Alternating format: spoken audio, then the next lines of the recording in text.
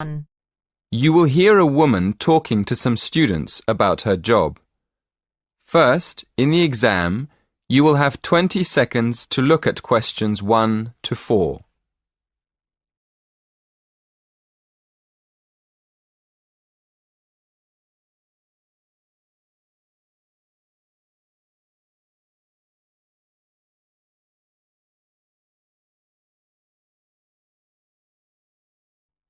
Listen carefully and answer questions 1 to 4.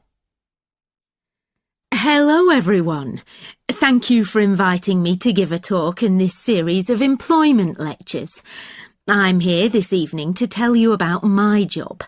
I'm going to tell you what I like about it, what I don't like about it, and what I hope to do in the future. OK, well, I'm a police officer. I've been in the police for just over 5 years, and part of my job is to give talks to students about police work. People often ask why I joined the police, so maybe I'll start there.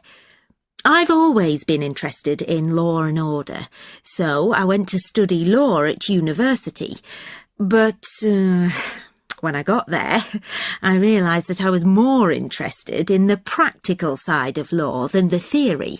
So I applied to work with the police force in my spare time. Then, as soon as I graduated, I was accepted for training. Before you hear the rest of the conversation, you have some time to look at questions 5 to 10.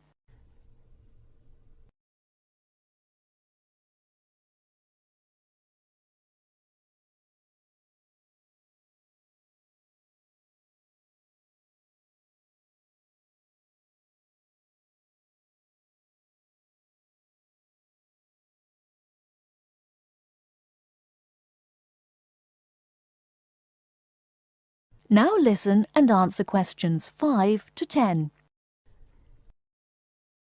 As you know, our job is to protect the public from criminals and defend the law. So obviously, the police force has to work every day of the week, day and night. This means we're often at work when everyone else is relaxing with friends and family, and we can't always be around for special occasions like birthdays and New Year's Eve. On top of that, we have a lot of extra work at weekends, especially when there's a football match and the fans are out celebrating. So, our working hours are one disadvantage of police work. A lot of the time we have to work with the public to avoid problems, and we get special training for that. But we can't always prevent trouble. So, another disadvantage of the job is the danger. I mean, we know that some of the people we have to arrest will attack us. Now for the advantages. Well, one of the advantages is that police work is well paid. As I've said, it's a difficult job, and police officers work hard for their pay. But there are many more advantages. For example, sometimes the work's fun, especially when we have to protect famous people from their own fans. I've met quite a lot of celebrities in my job, and I must say I enjoy seeing them close up and finding out what they're really like as people. But for me, the biggest advantage is the job satisfaction. Speaking for myself, I would say I get the most job satisfaction when I help someone, or solve a problem in a community. And in the future, I'd like to train to be a detective. I think I'd be good at that. That is the end of part 1. You now have half a minute to check your answers.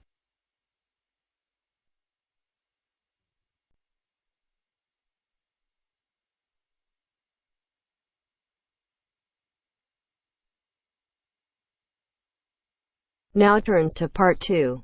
Part 2. You will hear an extract from a talk about facilities for students with disabilities. First, you have some time to look at questions 11 to 13.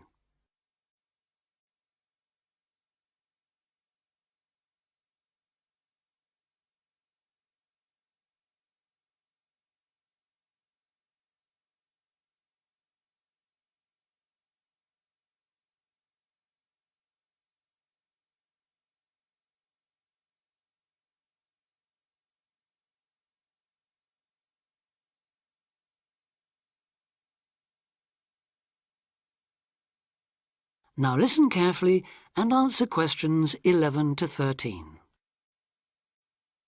Welcome to Student Times, the programme with all the latest on what's happening at universities around the country.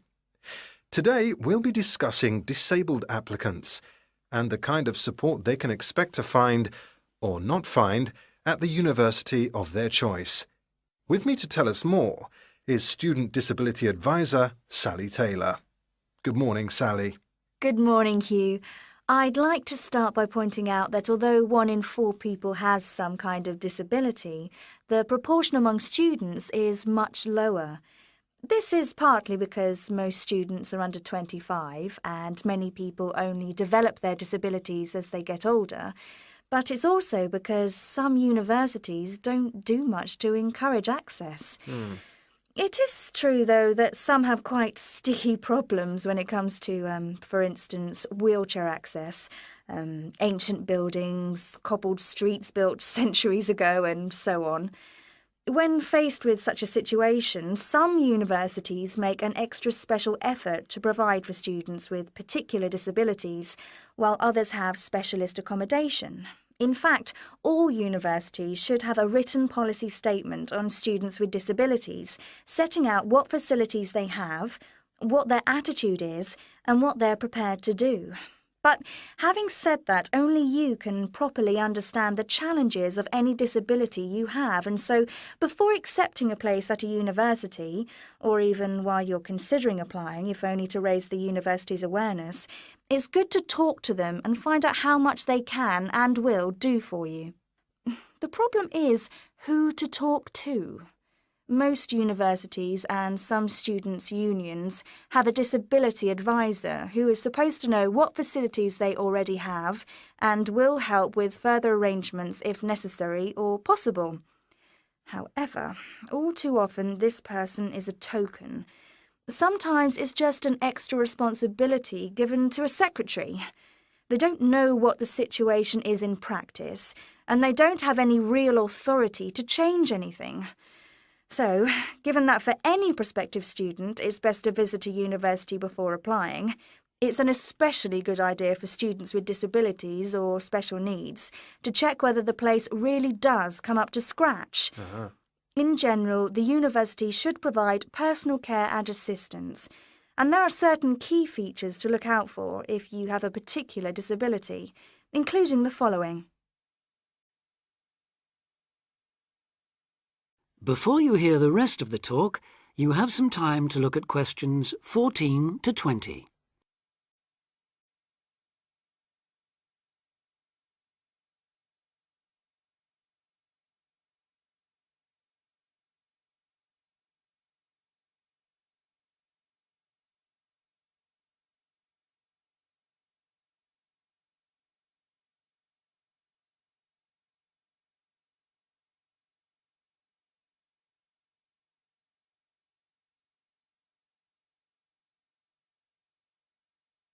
Now listen and answer questions 14 to 20.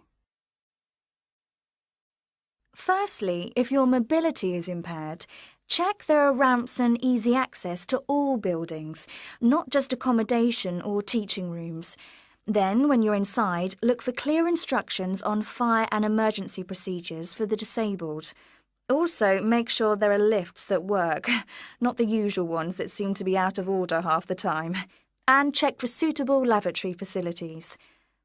There is a different set of things to look for if you suffer from any kind of hearing impairment. There should be induction loops in lecture theatres, flashing sirens in all rooms, and in accommodation, visual doorbells that light up when somebody calls round to see you. If it is your sight that is impaired, there obviously need to be braille translators of books and documents. In all buildings, the stairs, floors, doorways and windows must have clear markings, and there also have to be special fire and emergency procedures for you. If you suffer from dyslexia, you will need a computer for general use and in exams. And as exams may take you longer to complete, you should be allowed extra time in which to do so. This applies to work in general too. There are, of course, many other possible health difficulties that you may suffer from, such as diabetes, epilepsy, or heart conditions. If this is the case, check the availability of access to appropriate treatment, including medication and/or therapy. Finally, make sure that in the event of an emergency, it is clear what you and other people who may be involved have to do. That is the end of part 2.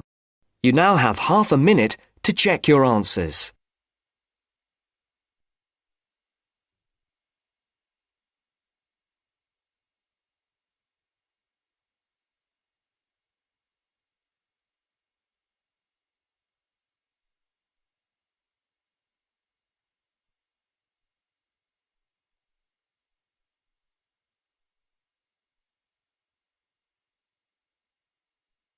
Now turns to part 3. Part 3. You will hear a conversation between a tutor and two students, Amanda and Jake. First, you have some time to look at questions 21 to 25.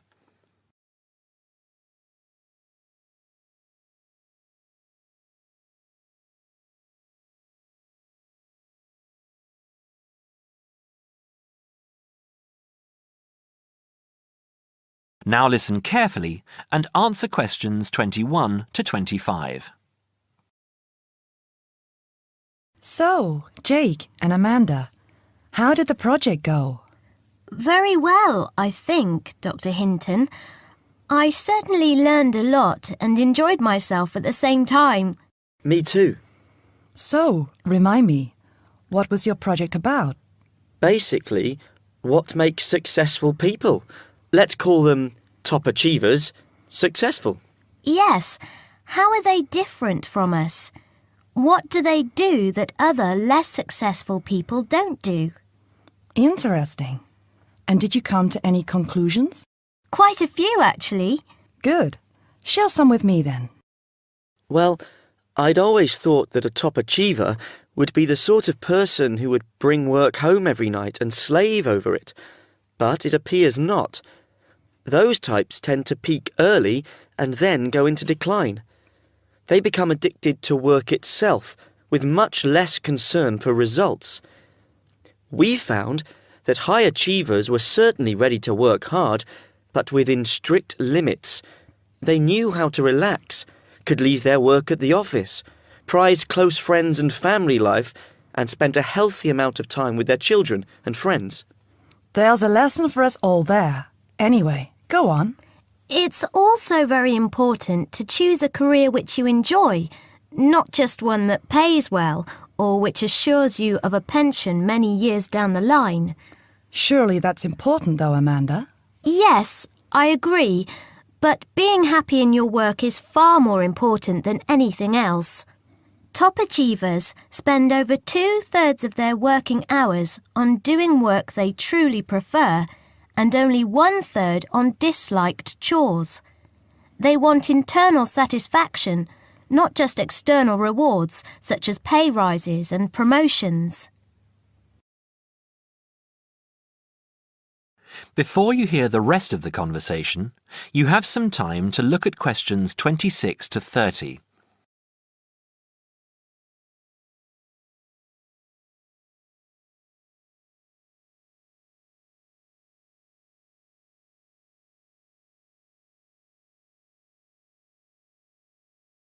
Now, listen and answer questions 26 to 30. Actually, in the end, they often have both, because they enjoy what they are doing, so their work is better and their rewards higher. Yes, Jake, that certainly makes sense. Now, can I ask you something? Do high achievers, as you call them, take many risks? Yes and no. I interviewed one business executive who told me he was able to take risks because he carefully considered how he could salvage the situation if it all went wrong. He imagined the worst that could happen, and if he could live with that, he went ahead. If not, he didn't take the chance.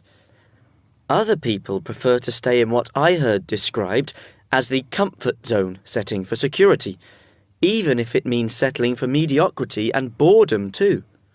Would you call top achievers perfectionists? Contrary to what I expected, no, I wouldn't. We came to the conclusion that a lot of ambitious and hard-working people are so obsessed with perfection that they actually turn out very little work. I happen to know a university teacher, a friend of my mother's, who has spent over 10 years preparing a study about a playwright. She is so worried that she has missed something, she still hasn't sent the manuscript to a publisher. Meanwhile, the playwright, who was at the height of his fame when the project began, has faded from public view. The woman's study, even if finally published, will interest few people. So, what has this got to do with top achievers? Well, top achievers are almost always free of the compulsion to be perfect. They don't think of their mistakes as failures. Instead, they learn from them, so they can do better next time. Well, would you call them competitive? High performers focus more on bettering their own previous efforts than on beating competitors. In fact, we, came to the conclusion that worrying too much about competitors' abilities and possible superiority can be self-defeating. Yes, and we found that top achievers tend to be team players rather than loners. They recognise that groups can solve certain complicated problems better than individuals and are eager to let other people do part of the work. Yes, loners, who are often over-concerned about rivals, can't delegate important work or decision-making. Their performance is limited because they must do everything themselves. Well, it looks as if you two have done a thorough job and learned something into the bargain too. Now, there are just a couple of points I'd like to clarify with you. That is the end of part 3. You now have half a minute to check your answers.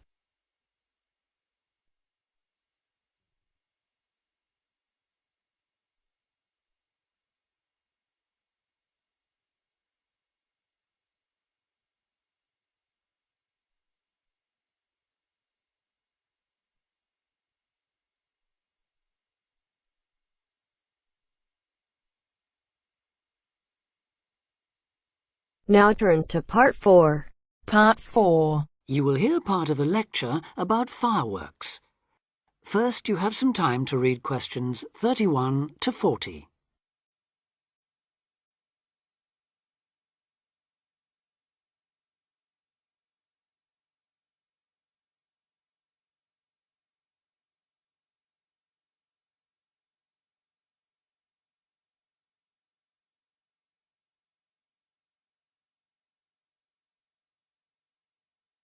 Now listen carefully and answer questions 31 to 40. Good afternoon, everyone, and welcome to this short talk on the subject of fireworks. Now, fireworks, as I'm sure many of you know, were invented in China, though there has long been disagreement as to exactly when, or even in which century. The consensus nowadays, though, is that it was in the 6th, as there is considerable evidence of war rockets being made then. We also know that fireworks were in use by the 7th century in Arabia, where they were called Chinese arrows, reflecting their military potential. It then took a long time for them to spread to Europe. In fact, it wasn't until the 1200s that fireworks made their appearance there.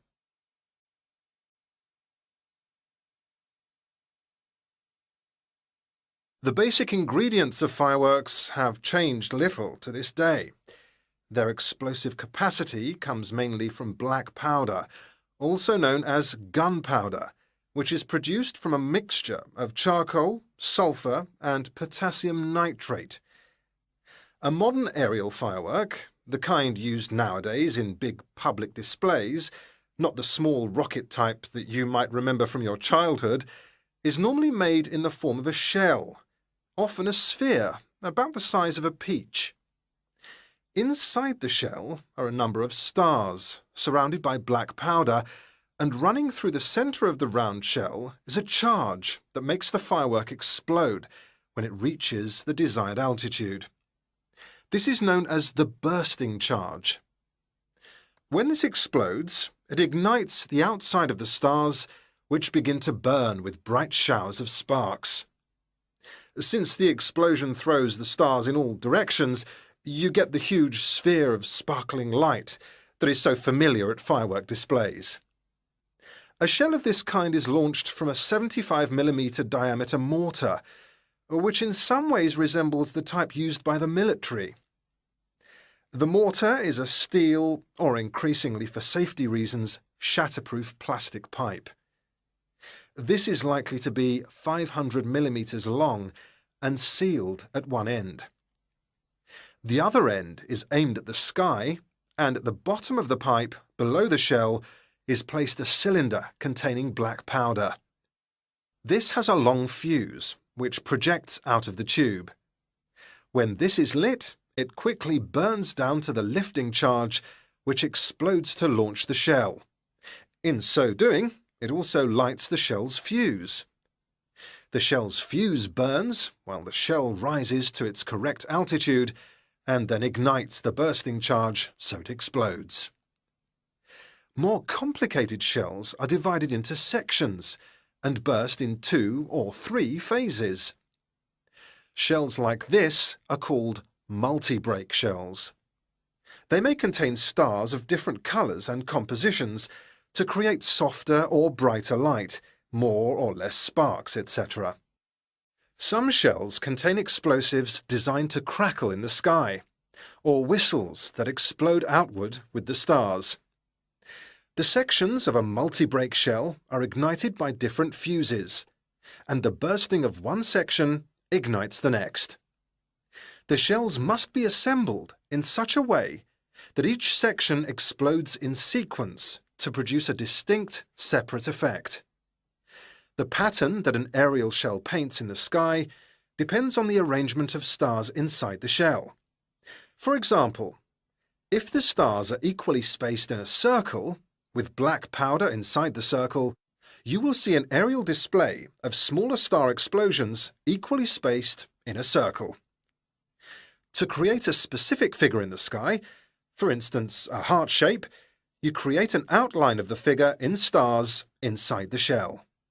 Then you place explosive charges inside those stars to blow them outward into the shape of a large heart. Each charge has to be ignited at exactly the right time, or the whole thing is spoiled. Many other shapes have particular names, like the willow.